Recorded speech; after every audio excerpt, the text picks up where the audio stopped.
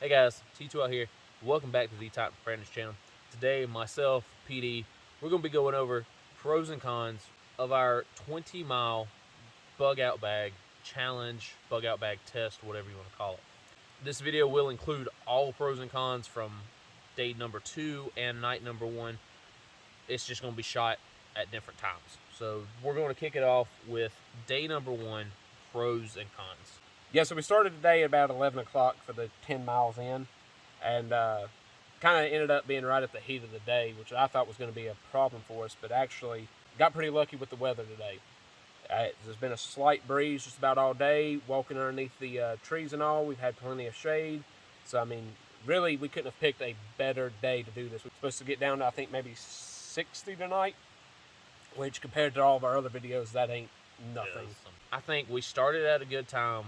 We ended at right before 6 o'clock, so we spent almost 7 hours moving. So that's 10 miles in 7 hours. A little bit slower than any of our other challenges before. I think our first Get Home Bag Challenge, we knocked that thing out in 3.5 hours. And we say that we did 10 miles today. I swear it's over.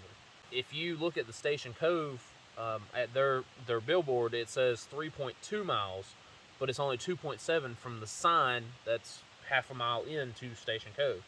So 3.2 plus the 7.7, I mean, yeah, it's over 10 miles. We were a little bit slower, but we did have heavier packs. And this is the worst challenge we've ever done. Yes. Just because of terrain. That first 2.5 or 3.2 miles, or whatever you want to call it, is, like we've always said, it's straight up a mountain. So it's pretty tough. We accomplished it. We did 10 miles up a freaking mountain. Might have taken us a little bit longer, but we did it. And that's the biggest pro for me. Shoes. Let's go with shoes. Okay, start with shoes. The shoes I got, they're the Morel, I believe is how you pronounce it. Moab. I couldn't be happier with these shoes. Now, granted, I'm comparing them to my 9-pound logging boots that I wore during the last challenge, but these here have really held up. They've really, kept up. I haven't had any blisters or anything like that. And really the only time I'd ever experienced any pain with my feet was when we were standing still. I'm wearing my work Tactical Research Kybers. These are an older pair. But again, no, like David said, no blisters, no hot spots. I'm wearing Dickie socks. So, it is cotton, but no blisters after 11 miles. So I'm good to go on that. On the trail, let's talk hydration. I think we hydrated as best as we could. I mean, we was pretty much doing a liter a mile. My only con, changing systems, because I have the Catadine Be Free, and it was just kind of sitting at home doing nothing. I thought, well, hell, let me take it on this trip. If my entire bag and setup was designed to work with this, such as having the 3-liter knock water bags that fit it, it would have been a fine system. But one of the issues that I was running into is I'm used to filling up my knock bags, throwing the Hydro Blue on them, and then having enough for all of my bottles. This is 1 liter, and I was filling up 2 other bottles that were also 1 liter, and then having to turn around and fill this up. I had to take this cap off multiple times to get all these water bottles filled. Just a little annoying. If I'm swapping to this system, I'm getting the knock water bags, but I don't think I'm swapping to this. What I have to say is actually a pro and a con at the same time. This trip I decided to incorporate a hydration bladder. Sounded like a great idea, loved it, done fine. There was no issues with the hydration bladder. Carried on my back just fine. I had 3 liters of water, just stuck on the hose, and it was good. When you have it in your bag, you don't know how much water you're actually drinking. So there was no way for me to... He's right. There was no way for me to keep track of what my water intake was as I was walking because I couldn't see it. Am I going to just completely trash the hydration bladder? No. Because I still see it as a viable option. Should it be your only option? No. I incorporated it with a 1.5 liter smart water bottle. I would suck on the bladder a little bit and I'd change over to the bottle until, either I'm out of water until we hit a water source. I also brought the Sawyer 32-ounce bag that came with the squeeze. My whole thought process was using that to actually squeeze the water through the filter and into my bladder or my bottle. The problem with that was my bladder is a Teton Ziploc type top on top of it, and I'm trying to fill it with water. I'm holding a bag open while trying to squeeze another bag into that bag. It was a mess. Did it work? Yeah, I was able to get water in there, and it was, filtered and all. But it was very complicated. Next time I know to use a smart water bottle as my filter bottle. I gotta say, trekking poles, A+ for me. A+. It became a whole lot easier to pull myself along on those steep inclines, and my knee was starting to hurt. I could use it more of a crutch to, help me get along. I even used it in my shelter system. So, I can't say enough about it. It was a great investment and a great piece of gear to add to my bag. Let's talk packs. This was the first time that I've taken this Osprey Kestrel 48 on a distance trip like this. No complaints at all. It fits me well enough where I had it sitting right on my stomach line, which kept it completely 100% off of my shoulders. If y'all remember the last time that I did this, one of my biggest complaints the entire time was, oh man, my shoulders are hurting. And I had to readjust that pack 4 or 5 times for it to get me up here, and then the very next day it went to crap again. Everything was comfortable enough as it could be for doing this type of trek, so I do have an extra couple pounds in there, but it did well. Mine did well. So I swapped my bag out. Some of y'all probably have seen the video of what we're going to take, and notice I had that, I think it was called First Spear, militaried out, just molly strapped everything, big green bag. That bag just wasn't going to cut it. 1, it didn't have any space for any equipment. 2, it was heavy. It was a heavy bag. And 3, there was no adjusting the way it rode on my body. So now I have the Titan 55. It was a good bag. I can't complain about it. I had plenty of room for all my gear.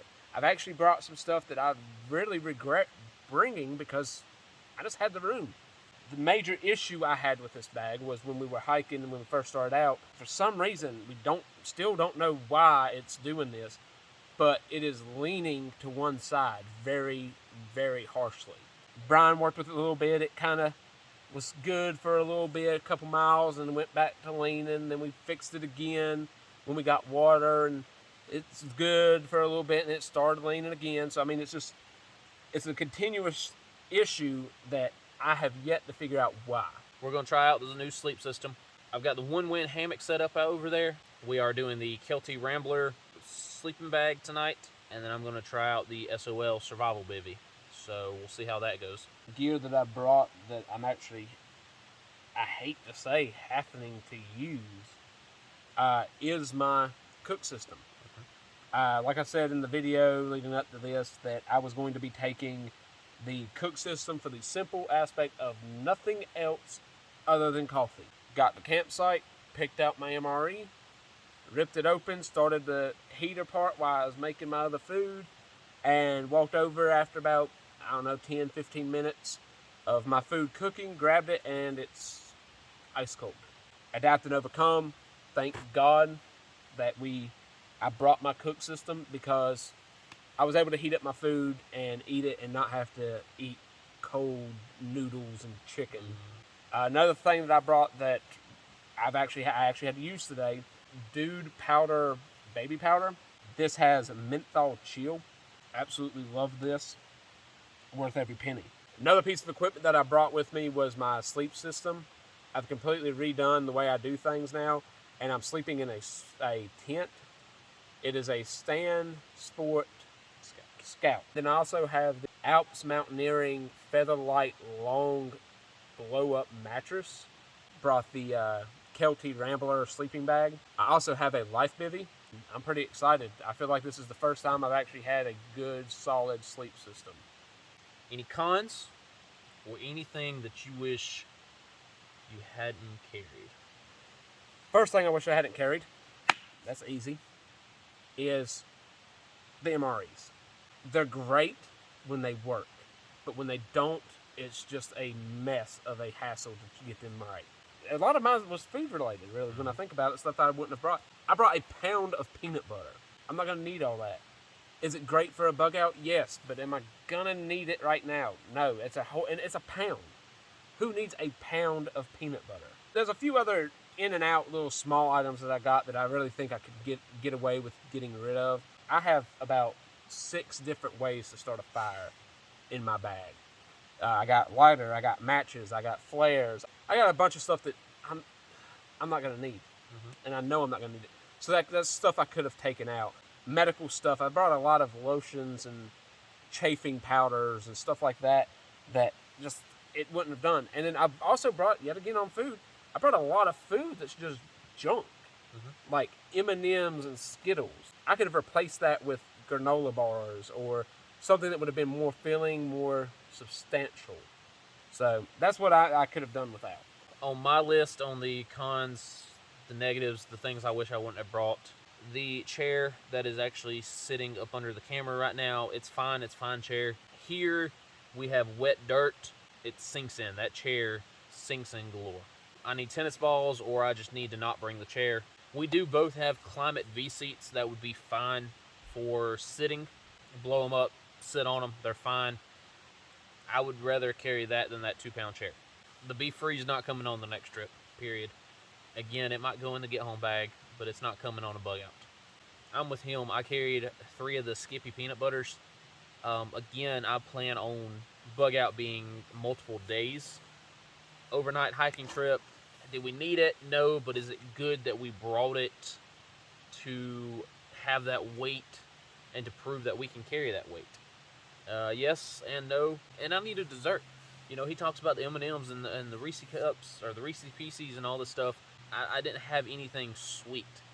And after that freaking trail, all I was craving was a freaking honey bun. So having either hot chocolate or, one of the Bridgeford honey buns or one of their sandwiches, just something sweet that after a long day of hiking and a long day of hard work, hey, this is your reward, especially in a bug out, because it's gonna be tough. And that little reward at the end of the day, after all the crap you've been through, here's your little golden star.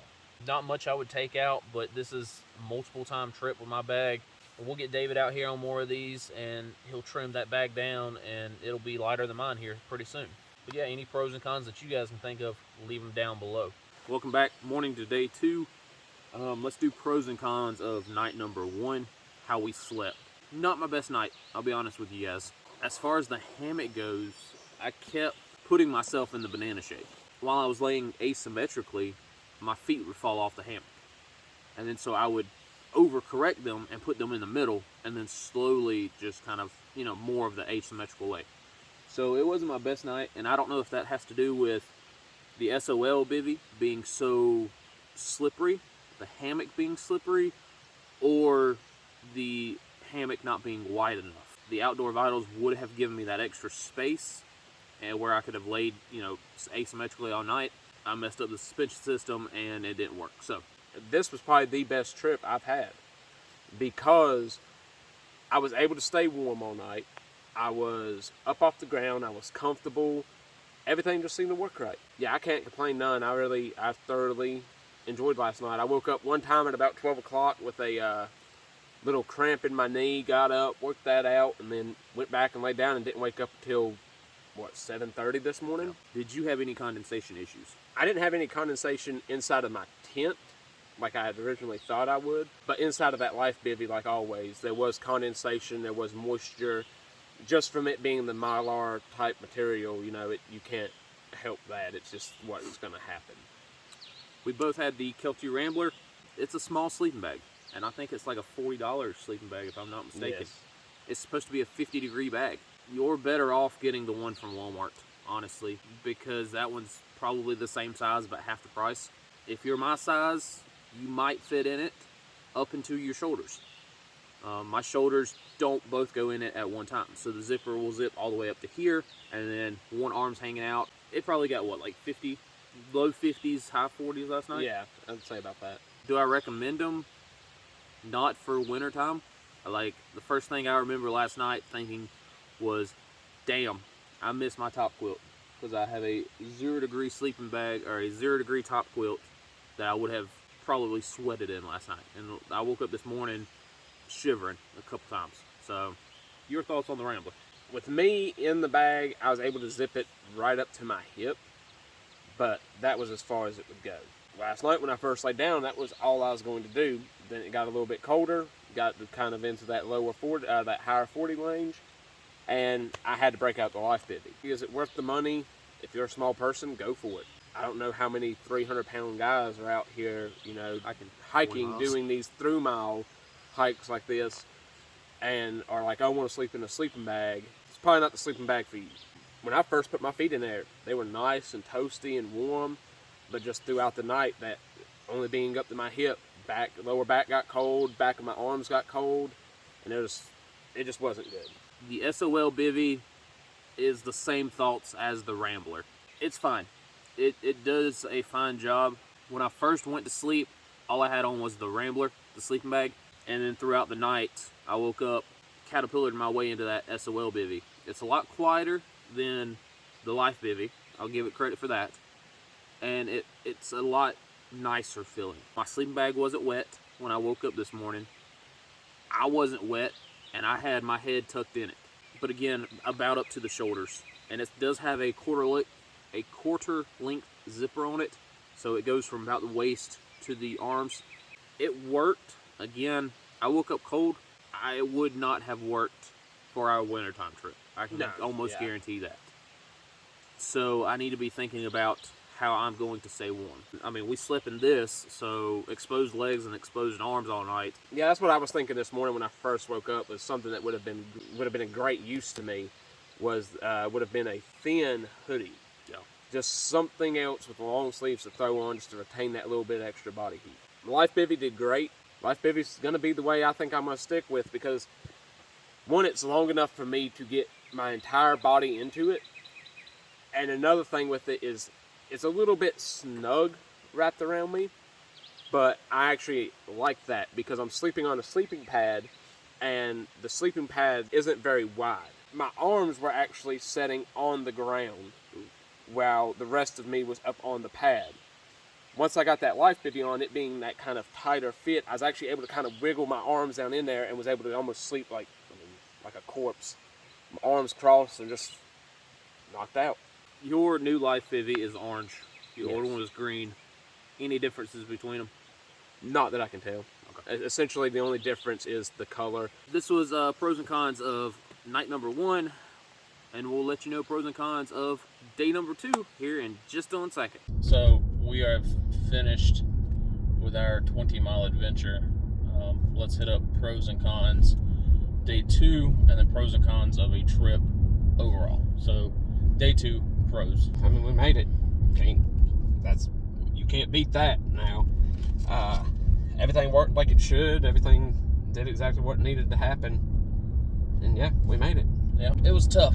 Don't get me wrong. It's one of the toughest trips that you can take, especially with a heavy pack. The only con that I had was with the smart water bottle, the 1.5 liter smart water bottle with the squeeze on it and the Z-Pack clip. After about every 10 steps, the bottle would want to pop off. The reason for that being is every time I take a step, my leg would hit it and it would bounce, and just ever so often it would get caught on my stomach, which would then cause it to just pop out of the clip. Me using the 1.5 liter bottle meant that I couldn't put it in my bag. Couldn't put it on the side of my bag. Brian gave me one of his rollable canteens. I was able to squeeze my bottle into that and then rocked on. I mean, other than that though, I had no issues whatsoever. I had some problems with the Z-Packs as well with the Be-Free, Catadine Be-Free. With it being on my hip, whenever I would take a drink of water out of the Be-Free, I would just put it on there, and it felt like it was on, but just like David, 10 steps later, it's hitting the ground. I probably dropped my Be-Free 30-something times on this trip. Overall, how do you think the trip went? Overall, I think the trip was great. It was a success. We know now that our bodies can handle it. We know that our gear can handle it. And we know of the issues that are in our equipment that we need to make replacements or change or just throw out entirely. So, I mean, as far as the trip in whole, great. Enjoyed every minute of it. Yeah, it was good. We, like David said, we learned that we could do it. We learned that we can handle the big bags, because together we've never done a big bag challenge. It's always been the get home bags, which are notoriously smaller than a bug out bag, because that's what they're designed to be. But you know, I think we both learned a lot of lessons. We tested out some gear, did a bunch of videos, so that's a good thing. But yeah, it was a good trip. Yeah, ain't got no complaints. Was this better or worse than Yellow Branch? I'm gonna say, and then I'm gonna iterate on it. Oh Lord, this was worse than Yellow Branch. But with that being said, these are two completely different animals. Yellow Branch was 10 miles in. Well, 5 miles in, 5 miles out with a light bag, and it sucked. This was 10 miles in and 10 miles out. If not over, with a heavy bag. So, I mean, really, they're two different animals. And that's how these tests need to be set up, because a get-home bag, you might be on the road. A bug-out bag, you're probably going to be getting off the road. Was it worse than Yellow Branch? Yes. Is there reasons it was worse? Yes. It was longer. It was heavier. Everything about it was made to be harder. If it wasn't harder than Yellow Branch, then we shouldn't have been here.